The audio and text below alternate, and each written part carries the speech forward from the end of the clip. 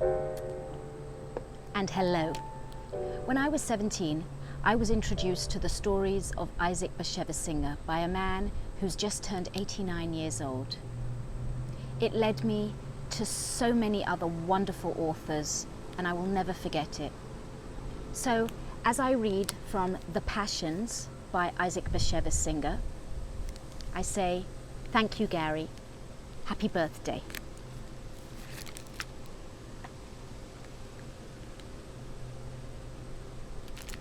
The Fatalist. Nicknames given in small towns are the homely, familiar ones.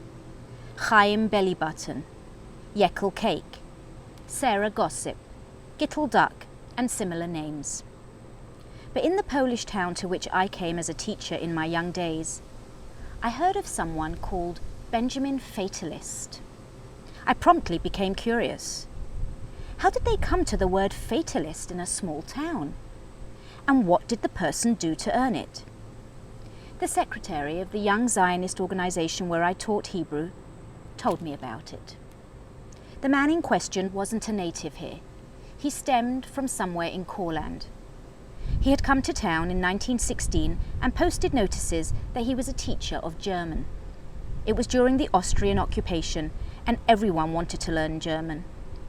German is spoken in Courland, and he, Benjamin Schwartz, that was his real name, got many students of both sexes. Just as the secretary was talking, he pointed to the window and exclaimed, "There he goes now!" I looked through the window and saw a short man, dark, in a derby, with a curled moustache that was already long out of style. He was carrying a briefcase. After the Austrians left, the secretary continued, no one wanted to study German anymore, and the Poles gave Benjamin Schwartz a job in the archives. If someone needed a birth certificate, they came to him.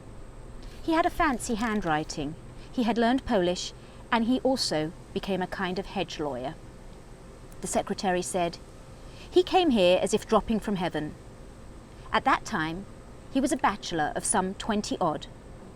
The young people had a club, and when an educated person came to our town, this was a cause for a regular celebration.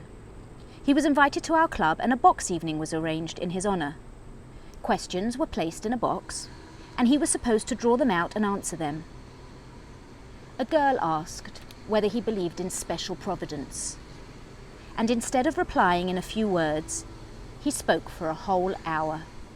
He said that he didn't believe in God, but that all things were determined, every trifle.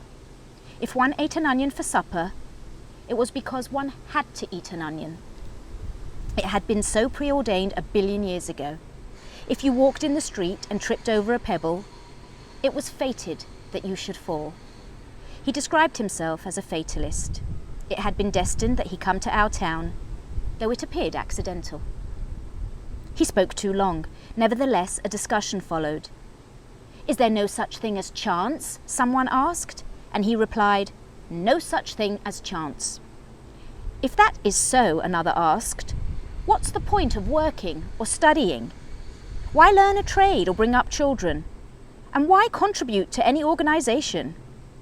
The way it is written in the books of fate, that is how it has to be, Benjamin Schwartz replied. If it was destined that someone open a store and go bankrupt, he has to do this. All the efforts man made were fate too, because free choice is nothing but an illusion. The debate lasted well into the night, and from that time on, he was called the Fatalist. A new word was added to the town's vocabulary. Everyone here knows what a fatalist is, even the beadle of the synagogue and the poorhouse attendant. We assumed that after that evening the crowd would get tired of these discussions and turn back to the real problems of our time. Benjamin himself said that this wasn't a thing that could be decided by logic. Either one believed in it or not. But somehow all our youth became preoccupied with the question. We would call a meeting about certificates to Palestine or about education, but instead of sticking to these subjects, they would discuss fatalism. At that time, our library acquired a copy of Lermontov's A Hero of Our Time, translated into Yiddish, which describes a fatalist, Pechorin. Everyone read this novel, and there were those among us who wanted to test their luck. We already knew about Russian roulette, and some of us might have tried it if a revolver were available, but none of us had one. Now listen to this. There was a girl among us, Chayla Mintz, a pretty girl, smart, active in our movement, a daughter of a wealthy man. Her father had the biggest dry goods store in town, and all the young fellows were crazy about her.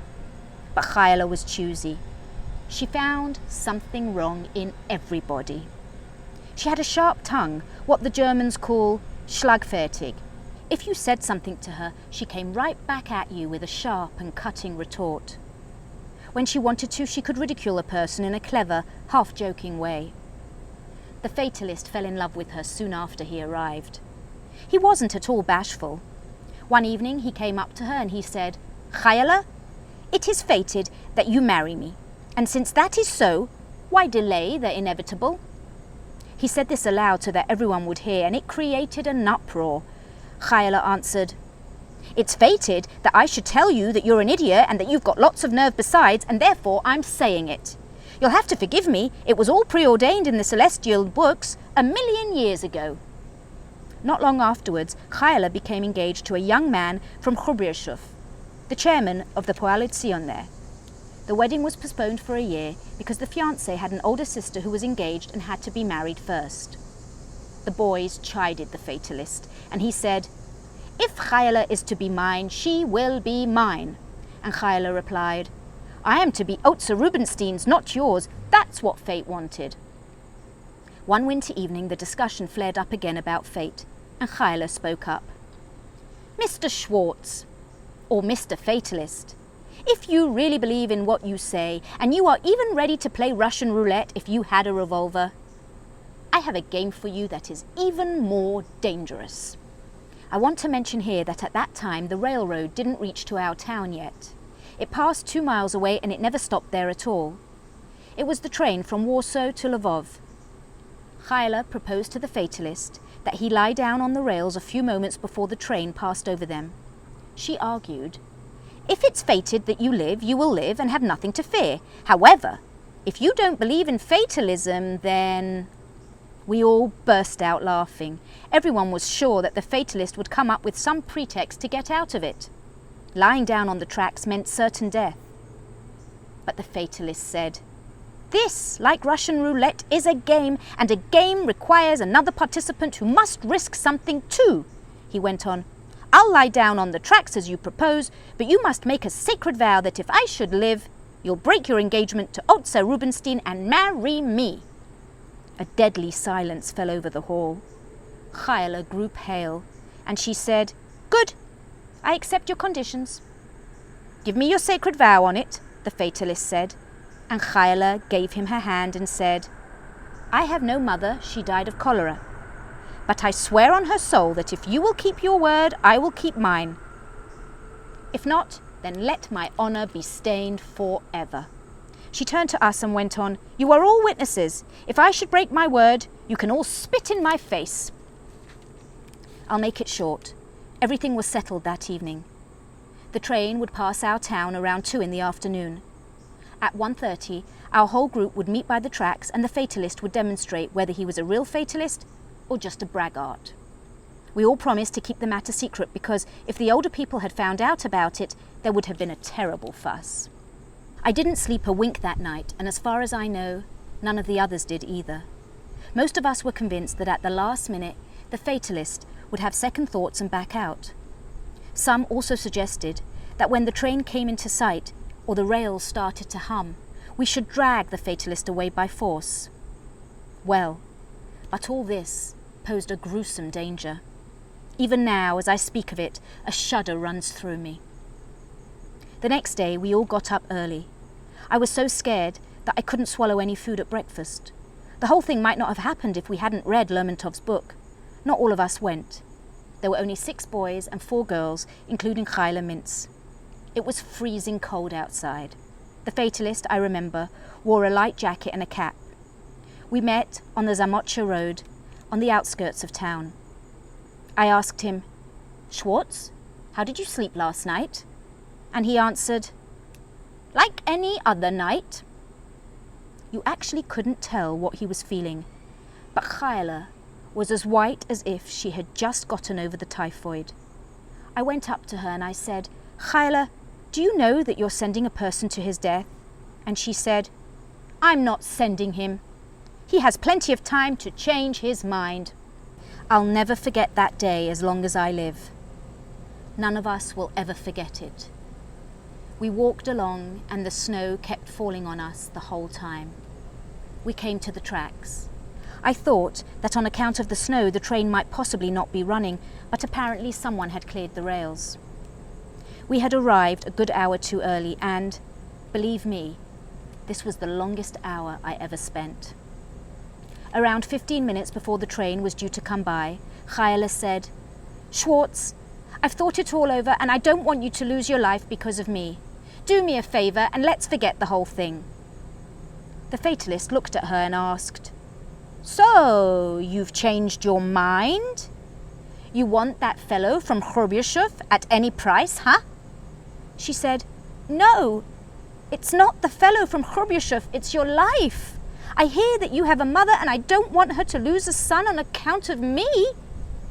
Chayla could barely utter these words. She spoke and she trembled. The Fatalist said, "If you will keep your promise, I am ready to keep mine. But under one condition. Stand a little farther away. If you try to force me back at the last minute, the game is over." Then he cried out, "Let everyone move 20 paces back." He seemed to hypnotize us with his words and we began to back up.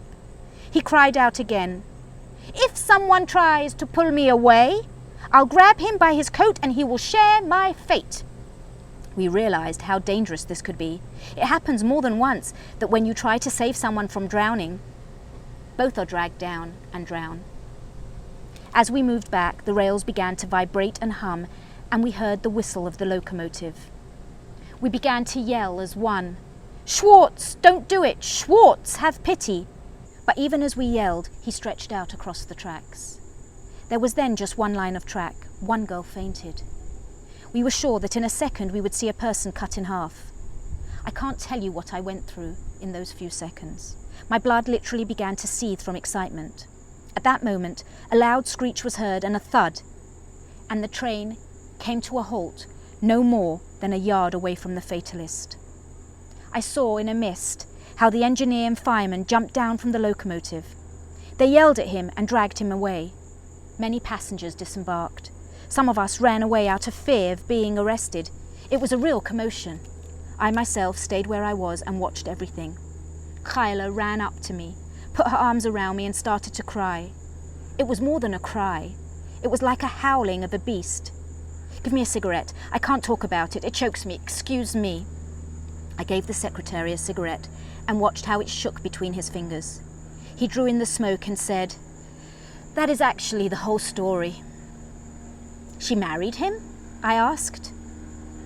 "They have 4 children." "I guess the engineer managed to halt the train in time," I remarked. "Yes, but the wheels were only 1 yard away from him." "Did this convince you about fatalism?" I asked. "No, I wouldn't make such a bet even if you offered me all the fortunes in the world." "Is he still a fatalist?" "He still is." "Would he do it again?" I asked. The secretary smiled. "Not for Chayla."